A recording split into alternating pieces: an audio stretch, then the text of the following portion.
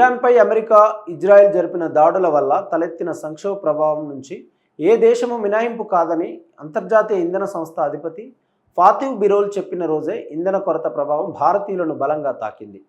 1970ల నాటి రెండు చమురు సంక్షోభాలు, రష్యా ఉక్రెయిన్ యుద్ధం గ్యాస్ మార్కెట్లపై చూపిన ప్రభావం కన్నా ఈ సంక్షోభం మరింత తీవ్రమైన ప్రభావాన్ని చూపిందని బిరోల్ అన్నారు. మరోవంక ఇరాన్పై దాడుల కారణంగా భారతదేశానికి అవసరమైన చమురులో అధిక భాగం లభించే కీలకమైన హర్ముజ్ జలసంధిని ఇరాన్ దిగ్బంధించింది. బ్లూంబెర్గ్ నివేదిక ప్రకారం ఎల్పీజీని తీసుకువెళ్తున్న భారత జెండా కలిగిన రెండు నౌకలు Jag Vasant, Pine Gas Hormuz జలసంధి గుండా ప్రయాణిస్తున్నట్లు షిప్ ట్రాకింగ్ డేటా చూపిస్తుంది. ఇరాన్తో సార్వత్రిక ఒప్పందం కుదుర్చుకోవడంలో భారత్ విఫలమైందని, జలసంధి గుండా వెళ్లే ప్రతి ఓడను విడివిడిగా పరిగణిస్తున్నామని భారత విదేశాంగ మంత్రి జయశంకర్ గతంలో చెప్పారు. ఈ రోజు నుంచి కేంద్ర ప్రభుత్వం రాష్ట్రాలకు అదనంగా 20% వాణిజ్య ఎల్పీజీని కేటాయించనుంది.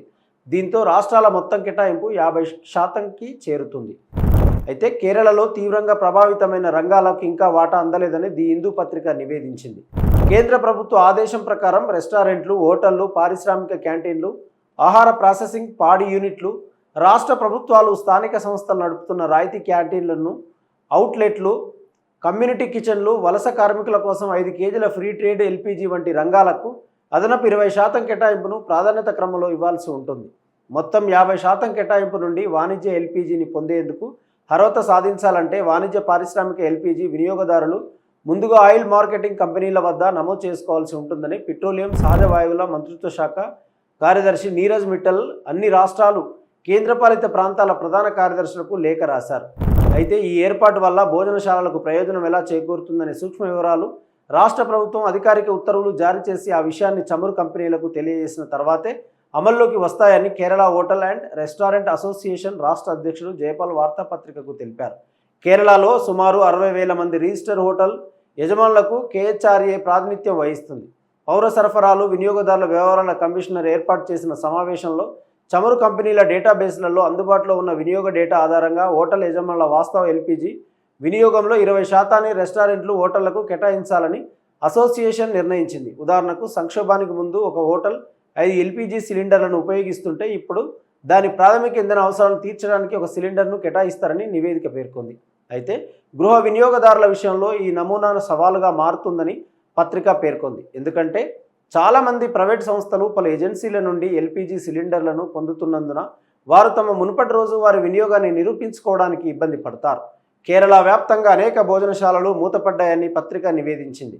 కేరళ ప్రభుత్వం అమలు చేస్తున్న పేదరిక నిర్మూలన, మహిళా సాధికారత కార్యక్రమమైన కుటుంబశ్రీ కింద ఉన్న హోటళ్లు కూడా వీటిలో ఉన్నాయి.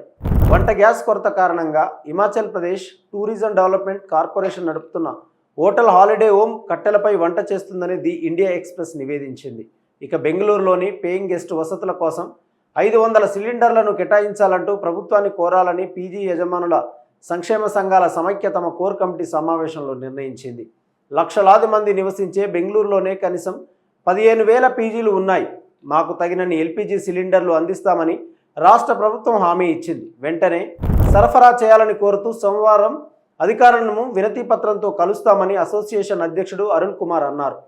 రిఫైనరీ నుండి దేశీయ ఎల్పీజీ ఉత్పత్తిని పెంచినట్లు, వాణిజ్య సంస్థలకు పీఎన్జీ కనెక్షన్లకు ప్రాధాన్యత ఇవ్వాలని సిటీ గ్యాస్ పంపిణీకి సూచించినట్లు పెట్రోలియం, సహజ వాయువుల మంత్రిత్వ శాఖ ఒక ప్రకటనలో తెలిపింది.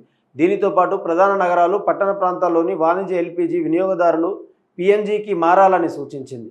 సిలిండర్ల బ్లాక్ మార్కెటింగ్పై కఠిన చర్యలు తీసుకోవాలని ప్రభుత్వం రాష్ట్రాలను కోరింది. ఎల్పీజీ నిల్వలు, బ్లాక్ మార్కెట్ను తనిఖీ చేయడానికి రాష్ట్రాలు, కేంద్రపాలిత ప్రాంతాల్లో దాడులు కొనసాగుతున్నాయని మంత్రిత్వ శాఖ తెలిపింది. రాష్ట్రంలో రియల్ ఎస్టేట్స్ రంగాన్ని బలోపేతం చేసేందుకు తెలంగాణ ప్రభుత్వం టీడీఆర్ నిబంధనలను సడలించింది. అదే సమయంలో ఎత్తైన నిర్మాణాల కోసం కొత్త స్లాబ్లను ఏర్పాటు చేస్తూ ఉత్తర్వులు జారీ చేసింది. దీని ప్రకారం 10 అంతకంటే ఎక్కువ అంతస్తులు ఉన్న భవనాలు తమ నిర్మిత ప్రాంతంలో 3%, 20 అంతకంటే ఎక్కువ అంతస్తులు ఉన్న భవనాలు 5% టీడీఆర్ల ద్వారా నిర్మించుకోవాలి. ఈ మేరకు హైరేజ్ భవనాల గుర్తింపు, సెట్ బ్యాక్ సడలింపులు వంటి నిబంధనల్లో కీలక మార్పులు చేసింది. మున్సిపల్ పరిపాలన, పట్టణాభివృద్ధి శాఖ special chief secretary Jayesh Ranjan Telangana building rules 2012కు కీలక సవరణ చేస్తూ జీవో నెంబర్ 95ను విడుదల చేశారు. ప్రభుత్వం జారీ చేసిన ఈ కొత్త జీవో ప్రకారం టీడీఆర్ వినియోగంపై గతంలో ఉన్న 10% నిబంధనను సడలిస్తూ భవనం అంతస్తుల సంఖ్యను బట్టి వర్గీకరించారు. దీని ప్రకారం 10 నుండి 20 అంతస్తుల వరకు నిర్మించే భవనాలకు 10వ అంతస్తు పైన ఉన్న మొత్తం బిల్డప్ ఏరియాలో కేవలం 3% టీడీఆర్ వినియోగిస్తే సరిపోతుంది. అలాగే 21 అంతస్తులకు పైగా నిర్మించే భారీ భవనాల విషయంలో 20వ అంతస్తు పైన ఉన్న ఏరియాలో 5% టీడీఆర్ వినియోగాన్ని తప్పనిసరి చేశారు. ఈ టీడీఆర్ సమర్పణలో కూడా బిల్డర్లకు వెసులుబాటు కల్పిస్తూ మొత్తం టీడీఆర్లో 50% భవన నిర్మాణ అనుమతి పొందే సమయంలో మిగిలిన 50% భవనం పూర్తయిన తర్వాత ఆక్యుపెన్సీ సర్టిఫికెట్ జారీకి ముందు సమర్పించేలా నిబంధనలు రూపొందించారు. టీడీఆర్ అంటే రోడ్డు విస్తరణ, చెరువుల పూర్తిస్థాయి నీటి మట్టం, బఫర్ జోన్ల వంటి పనుల కోసం భూమిని కోల్పోయిన యాజమానులకు ప్రభుత్వం పరిహారంగా టీడీఆర్ను జారీ చేస్తుంది. బిల్డర్లు లేదా వ్యక్తులు వీటిని కొనుగోలు చేసి తమ నిర్మాణాల్లో అదనపు అంతస్తులు లేదా సెట్బ్యాక్ మినహాయింపుల కోసం ఉపయోగించుకోవచ్చు. ఎఫ్టీఎల్ గరిష్ట వరద మట్టం, నాలాల బఫర్ జోన్లు పరిధిలోకి వచ్చే భూములను ప్రభుత్వం స్వాధీనం చేసుకునే సమయంలో టీడీఆర్లను జారీ చేస్తుందని తెలిసిందే. గతంలో ఈ ఏడాది జనవరి 16న ప్రభుత్వం ఎఫ్టీఎల్, ఎంఎఫ్ఎల్ బఫర్ జోన్ల పరిధిలోకి వచ్చే భూములకు టీడీఆర్ మంజూరుకు సంబంధించిన నిబంధనలను ప్రవేశపెడుతూ సియుఆర్ఈ ప్రాంతంలోని ఎత్తైన భవనాలలో టీడీఆర్ వినియోగాన్ని నిర్దేశిస్తూ ఉత్తర్వులు జారీ చేసింది. అయితే నగరమంతటా ఒకే విధానం ఉండటాన్ని కొంతమంది వాటాదారులు వ్యతిరేకించారు. ఇది ఇతర జోన్లలో ఎత్తైన నిర్మాణాల ప్రోత్సాహానికి నిరోధకంగా పనిచేస్తుందని, ఈ నిర్ణయాన్ని ప్రభుత్వం పునఃపరిశీలించాలని వారు వాదించారు. టీడీఆర్ వినియోగం వల్ల అపార్ట్మెంట్ ధరలు చదరపు అడుగులకు సుమారు 400 మేర పెరుగుతాయని బిల్డర్లు పేర్కొన్నారు. వాస్తవ వార్తలకు ప్రమాణం టీవీ వర్తమానం. ఈ వార్తలు ఇంతో సమాప్తం. మరిన్ని విశేషాలతో మళ్ళీ కలుద్దాం. నమస్కారం. సబ్స్క్రైబ్ చేయండి, షేర్ చేయండి, కామెంట్ చేయండి. వర్తమానాన్ని ప్రజలకు తీసుకెళ్ళండి. ధన్యవాదాలు. Thank you.